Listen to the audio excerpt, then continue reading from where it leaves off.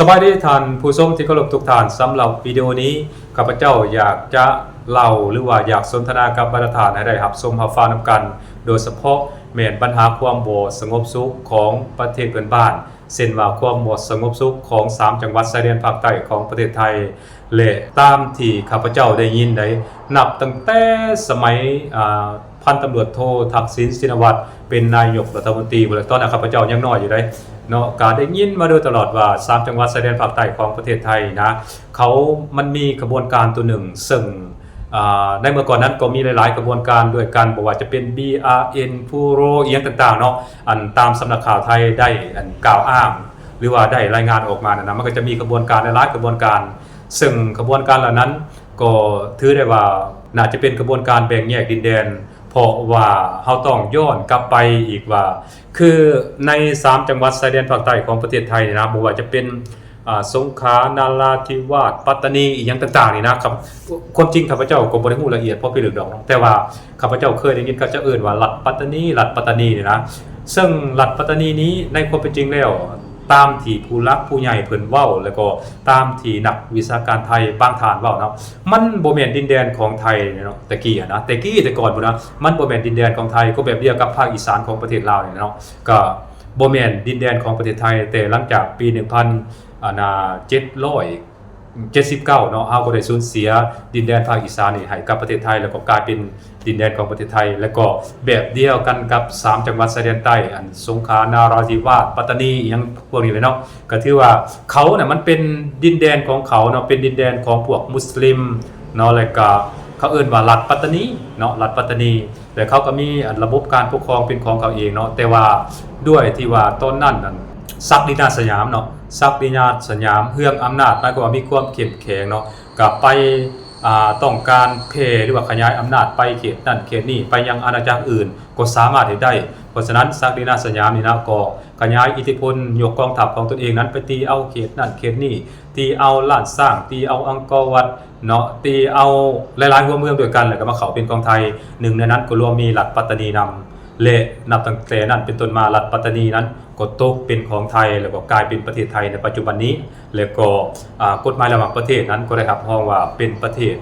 ไทยโดยสมบูรณ์ในปัจจุบันนี้แต่ว่าอันนั้นคือในทางกฎหมายมันเป็นของไทยแต่ทางด้านเชื้อชาติแล้วนี่คนภาคใต้ของประเทศไทยนี่มันก็มีบ่น้อยที่พวกเขาเจ้านั้นก็บ่ยอมรับตัวตนว่าเขาเจ้าเป็นคนไทยเขาก็ยังยึดถือว่าเขาเจ้านั้นเป็น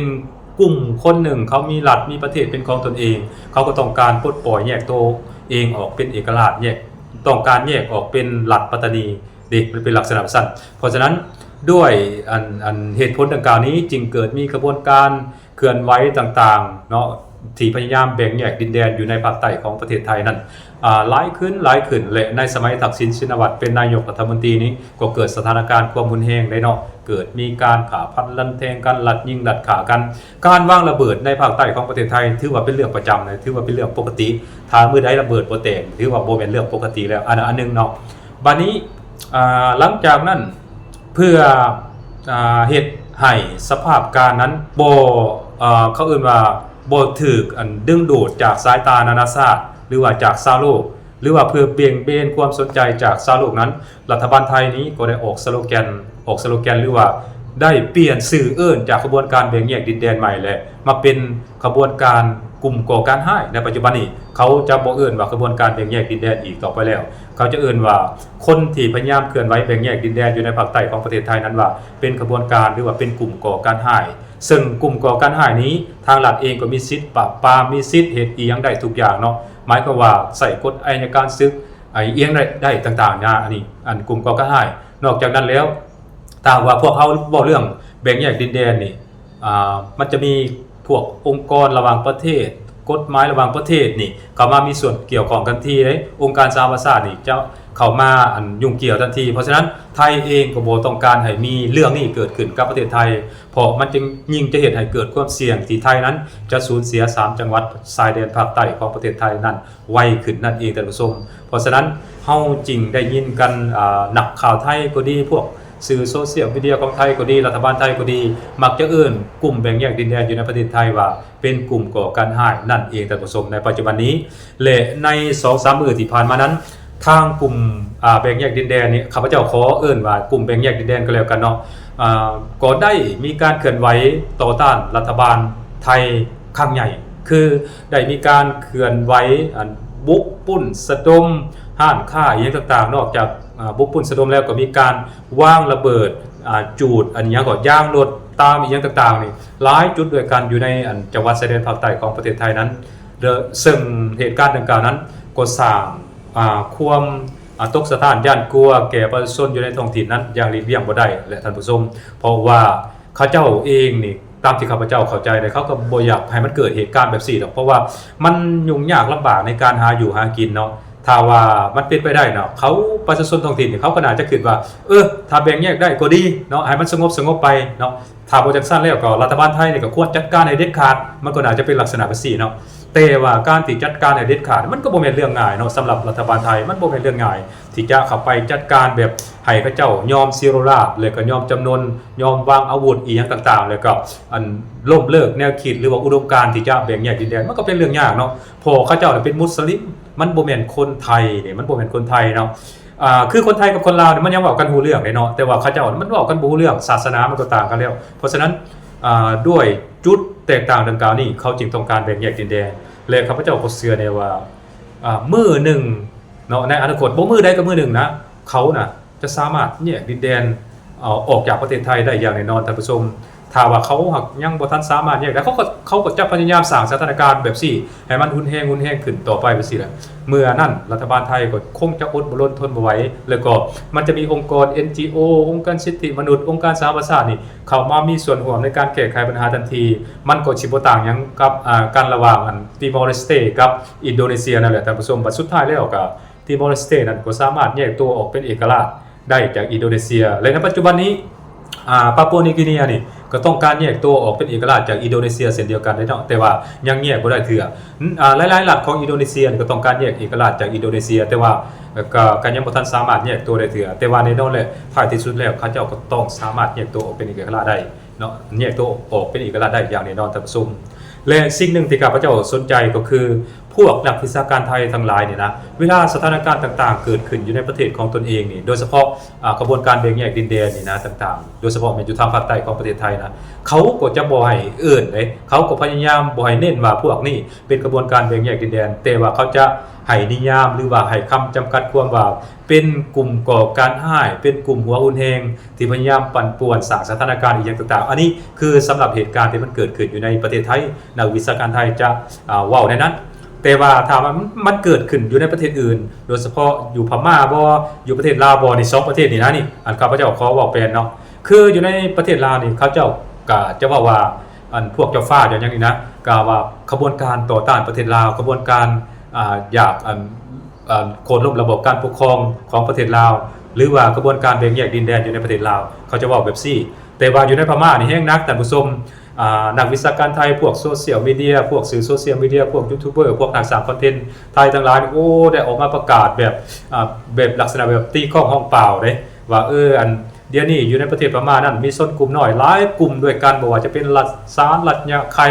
รัฐกะเหรี่ยงรัฐกอทูเรเนาะอยู่ชายฝั่งทะเลของอันดามันนะก็ได้ออกมาประกาศว่าขบวนการพวกนี้เนี่ยรัฐพวกนี้เนี่ยพยายามแบ่งแยกดินแดนออกจากสหภาพเมียนมาเนาะแล้วก็มีบางสำนักข่าวก็ได้ตีแผ่ข่าวออกไปว่ารัฐกอทูเรบ่รัฐกะเหรี่ยงบ่รัฐซานอีหยังต่างๆว่าได้แยกตัวออกเป็นเอกราชจากพม่าไปเป็นที่เรียบร้อยแล้วเฮ็ดมันเป็นอันนั้นได้เขาบอกว่าซะว่ากระบวนการพวกนี้เป็นกระบวนการก่อการร้ายเนาะพยายามสร้างความรุนแรงพยายามสร้างความสับสนวุ่นวายอยู่ในประเทศพม่าอยู่ในประเทศลาวแต่ว่าเขาเจ้าก็จะพยายามให้คำศัพท์หรือว่าให้นิยามว่ากระบวนการพวกนี้เป็นกระบวนการแบ่งแยกดินแดนอยู่ในประเทศพม่าอยู่ในประเทศลาวหรืออยู่ในประเทศเวียดนามยกตัวอย่างไปสินะอันนี้คือนักวิชาการไทยเขาจะมีทัศนะมุมมองในลักษณะแบบนี้ถ้าว่าเกิดเหตุการณ์ความรุนแรงอย่างต่างๆขึ้นเนาะอยู่ในประเทศพม่าอยู่ในประเทศเวียดนามอยู่ในประเทศลาวโดยเฉพาะแม่นเหตุการณ์พยายามได้ดิเนาะเหตุการณ์ที่มันเกิดขึ้นการยิงปะทะกันอยู่ใน2เมกวังเต่าปีเนาะข้าพเจ้าก็บ่จื้อเนาะกะดนเลยเนาะ2018หรือว่า2000ตัวใดข้าพเจ้าก็บ่จื้อเนาะพวกสำนักข่าวของไทยเนี่ยออกมาตีแผ่ข่าวว่าเป็นกระบวนการแบ่งแยกดินแดนของประเทศลาวต่อต้านรัฐบาลลาวเนาะ ตอนนั้นยังเป็นช่อง ITV ใช่สำนักข่าวของไทยเนี่ยมาตั้งกล้องเต็มมาเอาข่าวเนาะป่าตัวเห็นบ่อันนั้นคืออันจรรยาบรรณและก็จุดยืนของนักข่าวไทยแต่ว่าเวลามันเกิดเหตุการณ์อยู่ในประเทศของไทยนั้นบ่ได้เว้าในนั้นท่านผู้ชมเขาก็พยายามเว้าให้เหตุการณ์หรือว่าสถานการณ์ต่างๆที่มันเกิดขึ้นอยู่ในประเทศของเขาเจ้าน่ะมันโซฟลงมันเบาลงเนาะว่าบ่แม่นกระบวนการแบ่งแยกดินแดนแนวนั้นแนวนี้แต่มันเป็นกระบวนการหรือว่ากลุ่มก่อการร้ายที่พยายามสร้างสถานการณ์สร้างความปั่นป่วนก่อให้เกิดความบ่สงบสุขใน3จังหวัดชายแดนภาคใต้ก็เท่านั้นเองท่านผู้ชมและโครงการใหญ่ๆอยู่ในประเทศไทยปัจจุบันนี้ก็บ่กล้าสร้างโดยเฉพาะแม่นแลนด์บริดจ์พวกนี้นะแลนด์บริดจ์หรือว่าการขุดคลองการขุดคลองระบายการขุดชลประทานเนาะจากฝั่งอ่าวไทยไปหาฝั่งอันดามันนี่นะถ้าว่าไทยเฮ็ดได้ถือว่าเป็นผลประโยชน์อันมหาศาลได้เนาะเป็นผลประโยชน์อันมหาศาลที่ไทยจะได้รับแต่ไทยบ่กล้าเฮ็ดไทยบ่กล้าขุดเพราะว่าไทยนั่นย่านเสียดินแดนเพราะว่าหลังจากขุดคลองไปแล้วหลังจากขุดชลประทานใหญ่หรือเรือใหญ่ๆสามารถข้ามไปได้แล้วมันจะเห็นให้แผ่นดินไทยตัดออกเป็น2ตอนเนาะหลังจากตัดออกเป็น2ตอนแล้วมันจะเห็นให้กระบวนการแบ่งแยกดินแดนนี่สามารถเคลื่อนไหวได้ง่ายขึ้นและไทยเองนั้นก็จะมีข้อจำกัดในการส่งกำลังบำรุงหรือว่าส่งกองทัพเข้าไปปราบปรามกลุ่มแบ่งแยกดินแดนเหล่านั้นท่านผู้ชมเพราะฉะนั้นมาฮอดเวลานี้ไทยจึงบ่กล้าที่จะดำเนินการก่อสร้างโครงการขนาดใหญ่โดยเฉพาะแม่นแลนด์บริดจ์ของไทยนี่แม้แต่น้อยเดียวท่านผู้ชมไทยบ่กล้าบ่แม่นว่าไทยบ่มีทุนไหนบ่แม่นไทยบ่เห็นผลประโยชน์แต่ไทยย่านเสียจังหวัดชายแดนภาคใต้ไปไทยก็เลยบ่เฮ็ดท่านผู้ชมอันนี้คือเรื่องคร่าวๆในตอนนี้ที่มันเกิดขึ้นกับประเทศไทยที่ข้าพเจ้า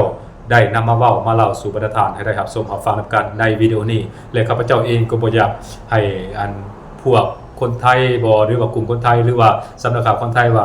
ข้าพเจ้าน่ะมาแทรกหรือว่ามาสอดกิจการภายในของประเทศไทยเนาะอันนี้ก็บ่ว่ากันเนาะเพราะว่าข้าพเจ้าเองก็เห็นนักวิชาการไทยหลายๆคนพวกนักสร้างคอนเทนต์ของไทยหลายๆคนนั่นก็พยายามสอดเรื่องของประเทศลาวนี่บ่น้อยเด้พวกท่านก็ไปเบิ่งเด้อเพราะฉะนั้นข้าพเจ้าเพียงคนเดียวนี่นะข้าไปสอดเรื่องของประเทศไทยก็คือสิบ่เฮ็ดให้ประเทศไทยล่มจมอย่างแน่นอนท่านผู้ชมข้าพเจ้าเชื่อว่าในนั้นจังได๋เฮาก็เลขเปลี่ยนบทเรียนถอดถอนบทเรียนนำกันนะว่าสิ่งที่ข้าพเจ้าเว้าไปนี่มันหนาฟังบ่เนาะมันหนาฟังบ่คันบ่หนาฟังก็เลื่อนผ่านเนาะคันว่าเป็นตาฟังกันว่ามันสมเหตุสมผลก็ฟังไว้ก็ดีเนาะท่านผู้ชมเนาะสบายดี